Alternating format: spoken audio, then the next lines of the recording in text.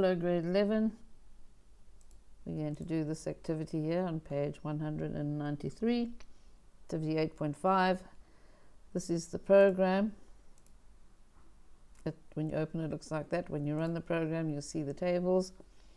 The database is here. We have one dam is available to supply many towns, and one town can only be supplied by one dam.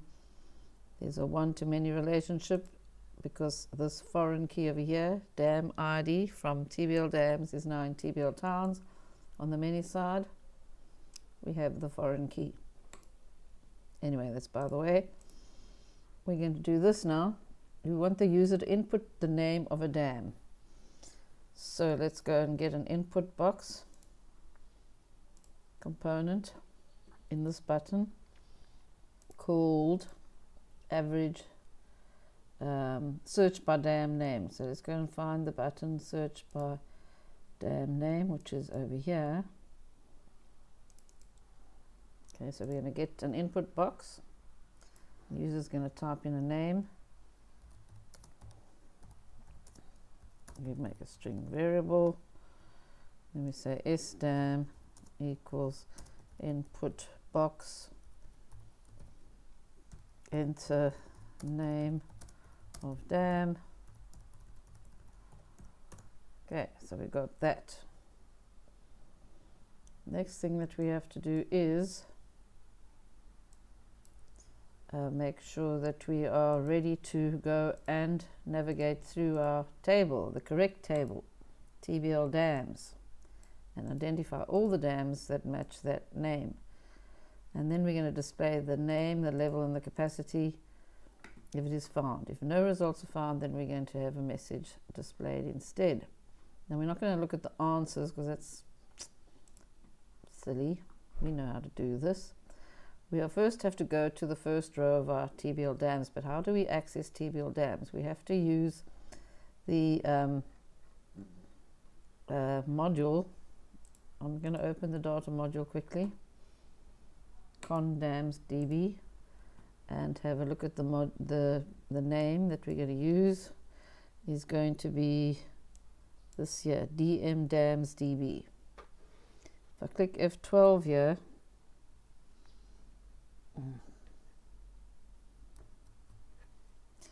you'll see this word here, dmdamsdb. We're going to say with that. With dmdamsdb do begin and end, and now we can access TBL dams. We say TBL dams dot first, and then while not TBL dams dot end of file do begin and end, and then we have TBL dams dot next as a standard code.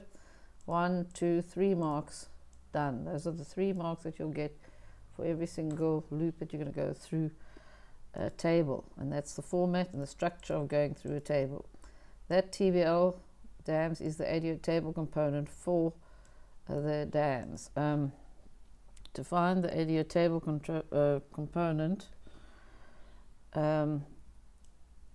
it's not going to be here, it will be in the condams module.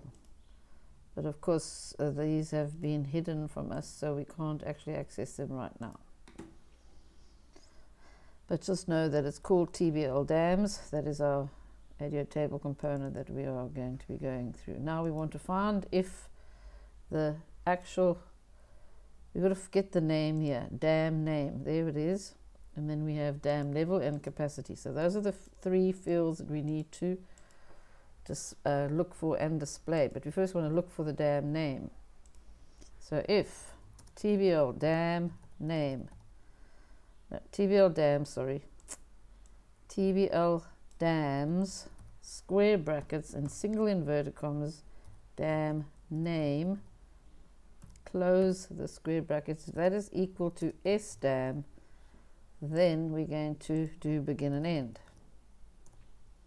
We will display in the rich edit, which is called already out, already out dot lines dot add, and in here we're going to say TBL, sorry about that, TBL dams square brackets. We want to display, what are we displaying? We're displaying the name, the dam name, the dam level, and the capacity.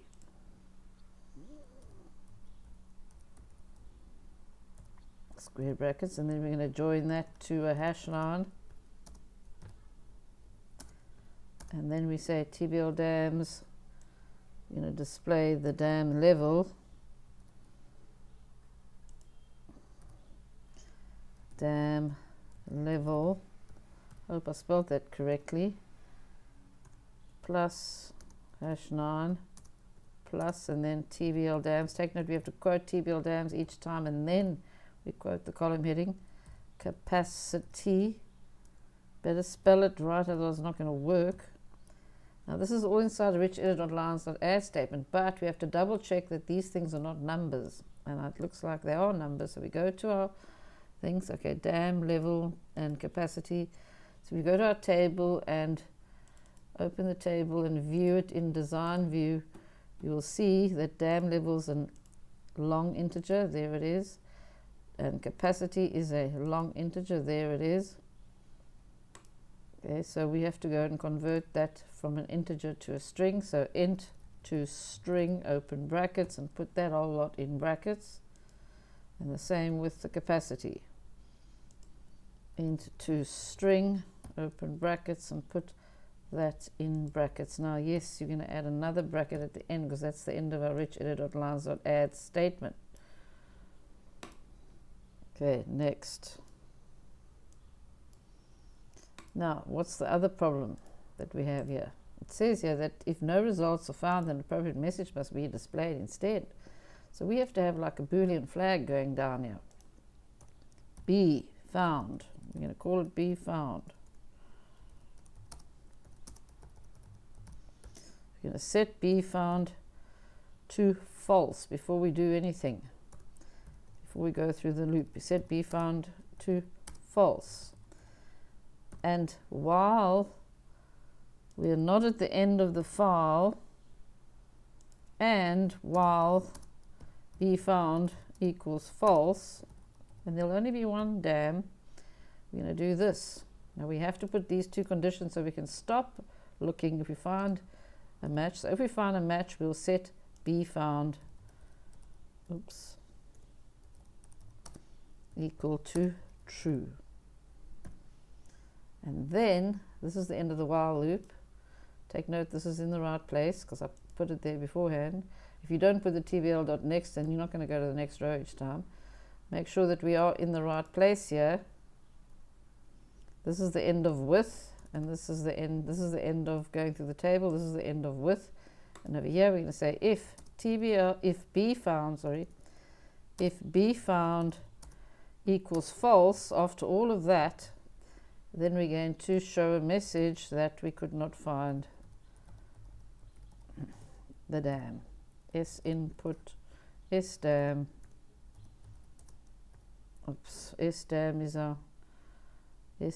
is the dam variable that we put in. Could not be found. And that's it. So let's go and run the program and see if it works.